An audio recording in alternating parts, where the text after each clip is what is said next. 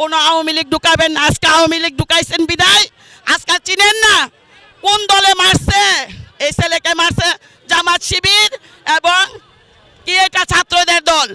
আর যে এনসিপি আর যে মরছে সে হয়েছে আমাদের বিএনপি যুব দল। আজকে নাম পড়ছে বিএনপি মারছে। যদি আজকে এদেরকে না ঢুকাইছেন এক একজন, আমরা প্রত্যেককে চিনি মহিলা দলের।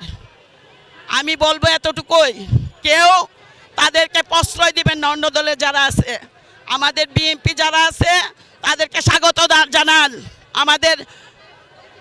আমাদের দেশ নায়ক তারেক রহমান বলছিল মিছিলের পিছনে যে ছেলেটা থাকবে তারও একটা মূল্যায়ন হবে। আমিও চাই তার একটা মূল্যায়ন হোক।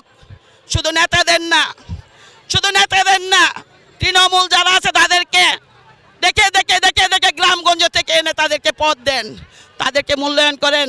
তারা দলকে ভালোবাসে। আমি দেখেছি 28শে অক্টোবর কিভাবে গ্যাস খেয়েছে, কিভাবে টিয়ার গ্যাস খেয়েছে, কিভাবে আমি রাজপথে ছিলাম তাদের সাথে, কিভাবে তারা গুলি খেয়েছে, রক্ত ঝরছে, তারপরেও তারা রাজপথ ছাড়ে নাই।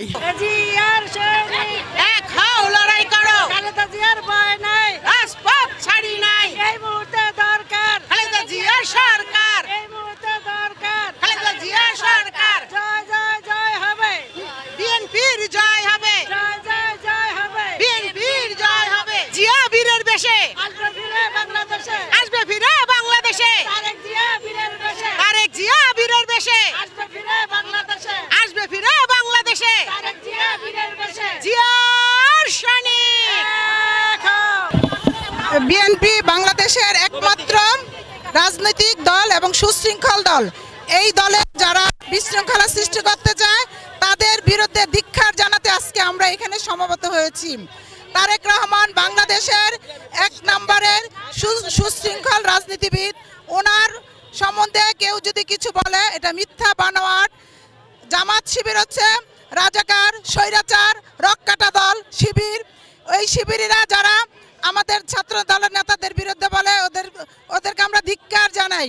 দেশনেত্রী বেগম খালেদা জিয়া একটা সুশৃঙ্খল দল, জিয়াউর রহমান একটা সুশৃঙ্খল দল তৈরি করেছে। আমরা এখানে আজকে আসছি বিক্ষোভ মিছিল করার জন্য, কারণ আমরা 17 বছর অনেক কষ্ট করেছি। এই বিএনপি জাতীয়তাবাদী দল অনেক কষ্ট করে আমরা এই ছাত্র জনতা নিয়ে আমরা এই দেশের এই আপনার স্বৈরাচার সরকারকে আমরা হটাইছি। কিন্তু এখন এই বাংলাদেশের সবাই জানে যে বিএনপি ক্ষমতা আসবে, এই দেশের জনতা বিএনপিকে ভোট দিবে। এই জামাত শিবিরকে এই দেশের মানুষ চায় না। এনসিপি একটা কচি বাচ্চা পোলাপান নিয়ে তারা একটা সংগঠন, একটা দল খুলছে। তারা কি এই দেশের প্রধানমন্ত্রী হওয়ার মতো যোগ্যতা রাখছে? প্রধানমন্ত্রী হওয়ার মতো বয়স হয়েছে? ওরা কি গ্রাজুয়েশন পাশ করছে? ওরা একটা এনসিপি দল খুললে দাঁড়াইছে।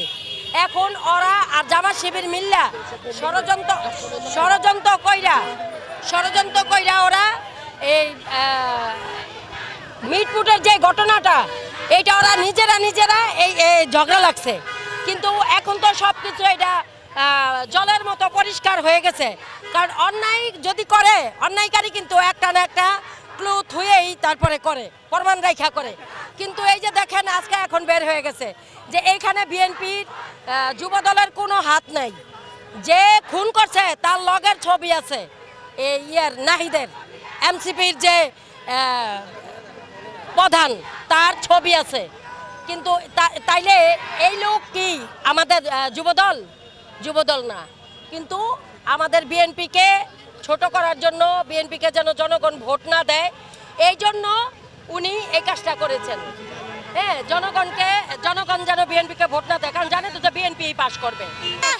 আমরা আসলে এইরকম স্বৈরাচারে এইরকম সরকার চাচ্ছি না। আমরা ইলেকশন চাচ্ছি, সোজা কথা। আমরা ইলেকশন করে আমরা রাজনীতির কতদিন দেশ চালাবে, ও কতদিন দেশ চালাবে এটা চাই না। আমরা নির্বাচন, সুষ্ঠু নির্বাচন চাই, এবং নির্বাচনে যে আসবে ইনশাল্লাহ তার আমরা করব, তাদের পক্ষেই আমরা থাকবো।